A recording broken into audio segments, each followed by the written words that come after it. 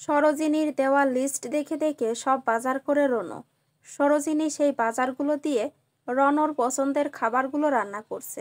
রনো রান্নাঘরে যায়, তখন রনোর কাকি রান্নাঘরে রনোকে যেতে দেয় না, বলে বাইরে খেলা করছিস, খেলা কর, খাবার রান্না হলে ডাকবো।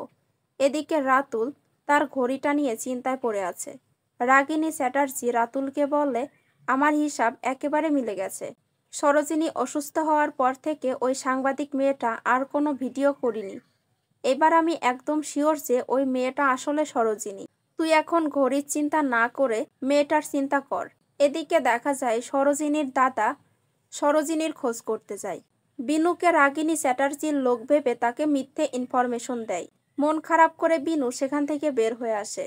এরপরে খাবার টেবিলে সবাই খাবার খেতে বসেছে, তখন রনো তার পছন্দের খাবারগুলো দেখে খুবই অবাক হয়ে যায়। খুবই তৃপ্তি নিয়ে সে খাবারগুলো খায়। সরোজিনী রনোর কাকির কাছ থেকে জানতে পারে যে যেই খাবারগুলো সরোজিনী আজ রান্না করেছে সেই খাবারগুলো রনোর খুব পছন্দের ছিল। রনোর মা যখন বেঁচে ছিল তখন সেই খাবারগুলো রনো খুব খেত। রনোর মা মারা যাওয়ার পর থেকে আর ওই বাড়িতে সেই খাবার তৈরি হয়নি।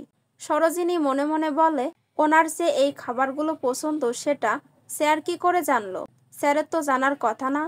এরপরে আগামী পর্বে সরোজ ধরে ফেলে যে রাতুলি তাকে মারার চেষ্টা করেছিল।